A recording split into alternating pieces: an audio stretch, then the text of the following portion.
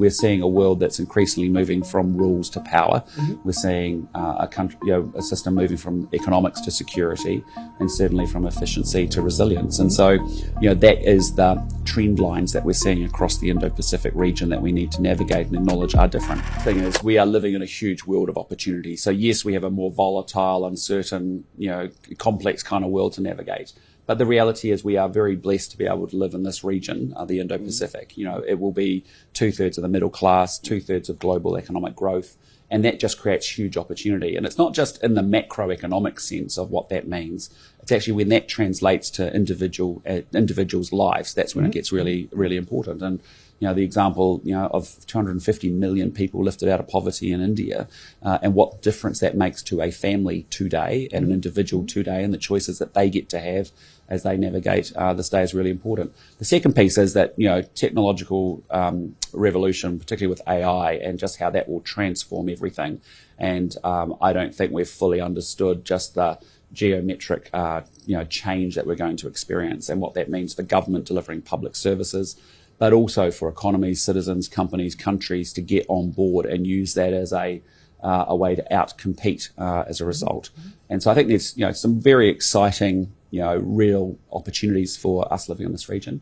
But equally, on the other side, as I've said, being a world that's increasingly moving from rules to power, we're seeing a country, a system moving from economics to security, and certainly from efficiency to resilience. And so, that is the trend lines that we're seeing across the Indo-Pacific region that we need to navigate and acknowledge are different. And the solution to that is that we actually need to work together and have relationships and change and evolve our institutions and actually enable people to have the freedom, countries, the freedom to choose their path without interference. And so, that's a call for all of us to continue to have forums like Rasina and actually think about where our region's going to and how we shape it. And your India experiences, your determination to build something with India. Obviously there is the cricket ties, and thank you. Thank you for letting us win. Yes, you guys are difficult to beat. And I didn't raise that Test series at all yesterday. I was very disciplined. Very polite, very nice. I think that's very courteous of you. But besides the diaspora and cricket, which are the obvious linkages, why India? Well, India is a country that I got to know quite early in my 20s. I worked for a big global company called Unilever. We had a big business here called Hindustan Lever. So I was always turned on to the potential of India because it was so significant to the business, but also the talent that came out of India was just profound. And you would travel, and I subsequently spent a lot of time living and working overseas, and you find Indians at all strata of life across the world now and in big leadership jobs, particularly in corporate life. So it was a country I've always had huge respect, passion, admiration for. And when I became Prime Minister of New Zealand, and you looked at this was a glaring sort of obvious hole in our relationships, that these are two countries that actually should be really close friends and should be having a deeper and a broader relationship. And, that's in the last 16 months has really been the focus to build that broader relationship that we want to have, because there's so much that these two countries should be doing together. And so, no, I love India. I love the dynamic nature of it. I love the high growth environment. I love the entrepreneurship of the people, the passion, and the diversity that sits within this great country. So, I've always said to my wife, and I've always said, like, when I retire from politics, which could be a long time away, we'll come into a 3 or 6 month tour of India ourselves, which would be great. Just exploring it would be great. So, I love it. It's really good.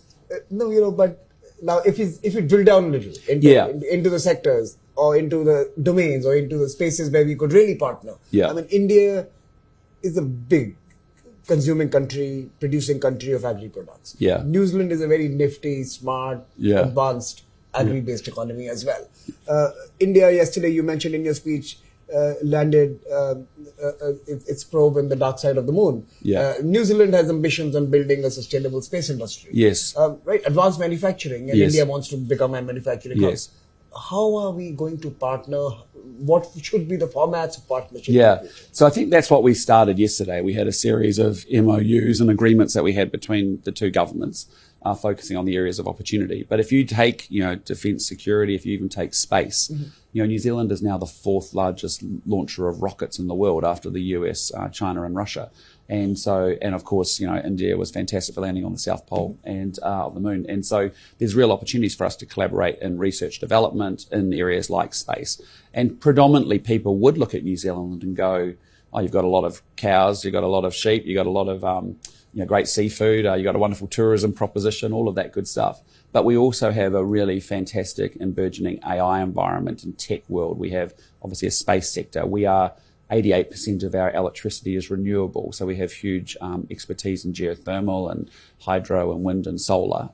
And those are things that we can offer countries that are making that transition from low to middle to high incomes across the region. So, what Prime Minister Modi and I talked about was it doesn't matter whether it's in the defence and security spaces or whether it's in the trade and economic spaces, and frankly, the people-to-people spaces. We spend a lot of time talking about sport because sport has a huge benefit for social cohesion. It has a huge benefit for young people and mental health, but also in the high performance sense of it in terms of how you get good performances out of your sports people. He was very interested in those conversations of how we could facilitate and work together in those areas as India thinks about hosting an Olympics, say, in 2036. Yeah. So there was a range of areas where we haven't had that connectivity. And as I said, these two countries should be are friends and should be much deeper friends than they are. And that's now putting that together with our minister-to-minister engagements and making sure we have actions to get that done. There are two issues that you raise here. One, of course, is the obvious synergies. And second, of course, is how do we familiarize the two industries, the two ecosystems to each other. I think there are two issues here. The opportunity as well as the bridge that needs to be built in some sense to empower collaboration and partnerships. In your assessment now as a businessman of someone who spent a lot of time in the business space, are New Zealand businesses ready to be looking at scale and size and pricing that countries such as India will naturally demand? Yes, I think they are, and that's why I brought the biggest delegation that has ever accompanied a Prime Minister here, and it does comprise of Indigenous and community components in the delegation, but also our business leaders as well, and they see huge potential here. And part of it is exactly what you're saying, is that in order to get greater results and to have things that mutually benefit both India and New Zealand, we actually need that big store of relationships, because it is the people-to-people connections, the understanding of a market and each other, that then leads to you and I discussing the possibilities of what we can do together, and then we put the plans together and then we get those results. So I'm a big believer of everything starts with relationships or the people-to-people connections, and then the flows of trade and capital and investment and information will flow from there. So that's why these delegations are really important for our business people to get more literate about the market, the channels and the route to market for their products or services that they may have. But, again, on this delegation, I've got people from the education sector right through to the tech sector and everything in between. And they are, really learning a lot by getting access to people who have expertise in this market. And that all helps. That all helps. And we'll do the same, reciprocal as people. We want to do that, and I'm going to come to you in a bit on that particular aspect. But let me also mention to you that, courtesy your High Commissioner in New Zealand, we realized that at the Raisina Young Fellows Program, we hardly had any New Zealanders. Yeah. And this year we have actually had a New Zealand young fellow join us. Great. Izzy Fenwick, who's... yes, Izzy's great. Yes, I know. Well, environment crusader, as it were. Yeah. But Izzy is there. But the point here is that you have so much talent there. Yes. And that talent still seems distant from India. Yes. We need to, in some exactly, sense, and build those bridges. And that's exactly what this week's about, is that the last 16 months has been about establishing the top-to-top relationships with our government and our senior ministerial teams. And they've all met their counterparts, and there's been good conversations happening there. But we're exactly right. We have to make sure, because we bookend different ends of the Indo-Pacific region, and so we are far from each other. But that's why we have to work even harder at just making sure we get those people-to-people connections flowing. Because, I think it will be great. Many New Zealanders participated or watched yesterday, Raisina, and I think that's a great example where going forward you'd go, well, that's a great forum. We would want to have people representing us in that discussion and debate as well.